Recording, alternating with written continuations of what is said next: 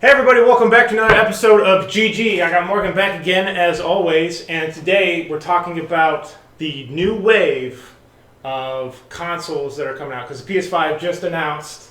They put that release trailer out. That thing looks ridiculous.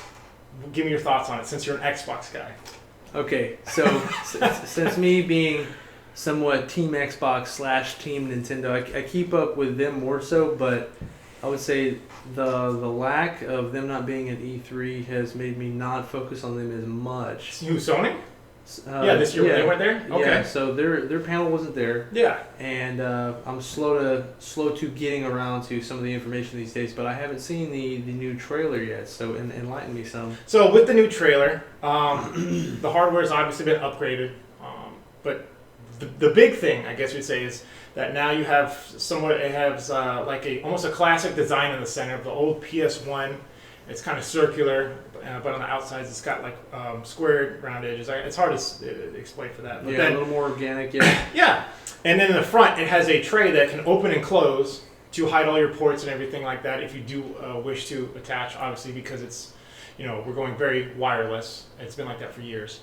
And their controller on the little touchpad sensor, now it actually is a display.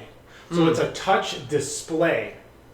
So so every time they put out a controller, they've tried to make it better. And I don't really feel that Xbox has done that for the most part. Right. But yeah. this is the next step. Like you're putting a display on a game. So now you can look at someone's heartbeat or some other kind of crazy thing on there that'll really help show you that, as well as omnidirectional you can do with it, and the pressure sensor. Like that is absolutely amazing. And then the number one feature that has me as of right now, this is what they're claiming backwards compatibility to PlayStation 1. Yeah, for all generations. All generation of consoles. Yeah, that's the big thing. That to me, honestly, that is a pretty good selling point. I would buy it just on that alone. So, with backwards compatibility, I'm pretty sold with it. Xbox 360 has a pretty good track record of backwards compatibility with original Xbox titles.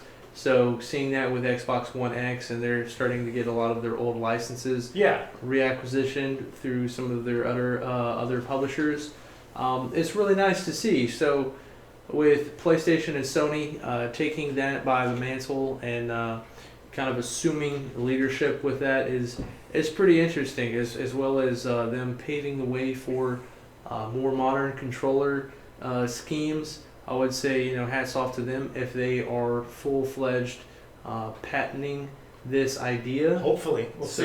To me, it's going to be pretty damn exciting because honestly, it is a little lackluster with Xbox. We go from the Duke to the Xbox, Slim, and some of the Mad Catz controllers. They're trash, man. So, and then the 360 controller was a nice change of pace. It was, in my personal opinion, it was the best controller. Except for that fucking D-pad. Yeah. It was a swivel like this, and it wasn't like, I couldn't stand that. Other than that, the 360 controller was very ergonomic. Like, I liked playing with it. Yeah, it fit well. Yeah, my hands. And then I have now it's like, they took the original Xbox and put a big fat controller with the 360 version of it, so it's like out here. I just don't like it as much. It's very. I'm not saying it's a bad controller, but it's just not as good. It's like a baby between the Duke and the 360. Yeah, there you go. So. It's like a hybrid. Other than PlayStation, they're trying to change and see what they can do, innovate. Also, like Nintendo, Xbox was just like, well, let's just make it big. People like trucks, throw it on there, whatever. Yeah, bigger and better is not always the case. But the Duke sales for the wireless version of that for the Xbox One did pretty well. Yeah. So for people that are retro collectors, it's pretty good. It's not too bad, but with the only major change with the Xbox One was the One S controllers with the 1.5mm jack and the Bluetooth capability for Android phones, as well as computers if you have the dongle. That was nice. So, I will admit that. Yeah, very that's not convenient. too bad. As well as if you have the right software, you can upload it to your PlayStation and run the Xbox controller on your PlayStation, and I have seen that. Yeah. So that is also a pretty interesting feature. Given the controller wars / console wars that we're kind of getting to at this point, there's another critical mass phase of gaming right now for console people. So, to me, the big thing of what kind of started a lot of the bleeding edge console wars was the Steam machine. The big competitor was. Oh, that thing was not even a competitor though. Yeah. That thing got blown out the water. Exactly. It was just what do you call it? Vaporwave, dream, dude. Like it was just a fucking. They appeared and they're like, just get out of here. Exactly. So it was just this idea that you could have one singular cloud system, gaming console, and then it's gone forever. So in my opinion, though, that will be probably where it's going to go in the far future. right. We're probably not going to have consoles, which is the whole idea eventually. Like, what are we going to put that platform on? And I see that PlayStation is probably and Nintendo are probably going to innovate on that more. They're probably going to have to go to like no kind of screen or just some kind of a small HUD or something small like that. And it will just hook up to your TV or some crazy thing that's already mounted to the wall. But that's a long time from now. Right. So aside from the consoles, do you feel that their games on the Xbox or the PlayStation are going to be better this new generation coming out? So for the next gen games, for bleeding edge tech, for what the Xbox and PlayStation are both boasting, for how much power they're going to be able to hold, RAM, teraflops. For a lot of people that aren't up and up with computer specifications, these are pretty much high-end computer rig systems with miniature liquid cooling type systems that you can even see in some computer gaming equivalent phones these days. With the new Razer phone, if I'm not mistaken, has a miniature liquid cooling system in there. That's crazy. I didn't know that. Yeah, it's absolutely nuts. It's a phone game. What are you playing? Angry Birds HD or something? What the hell is the point of that? So there's a lot of different bleeding edge mobile games as well. So if you check out the latest podcast from Joe Rogan, the John Carmack was on there describing that he also has this deep fascination with mobile gaming. And how the tech is kind of getting into quantum tunneling. Everything is becoming so miniaturized. But with the power of consoles, I would say that there isn't going to be a lot of first-party games that will stick around as a broader spectrum of like the library itself. So I feel like we're going to see a lot of more Master Chief, more Kratos. Grand Theft Auto is going to stick around. I feel like definitely. Ratchet and Clank might. You think they're going to make another one since the last one? Of which one? The new Ratchet and Clank? Mm-hmm. Yeah, so the rebirth and revitalizing of this, to me, console classic mascot, Sony really has something with their acquisition of Insomniac as a first-party title publisher.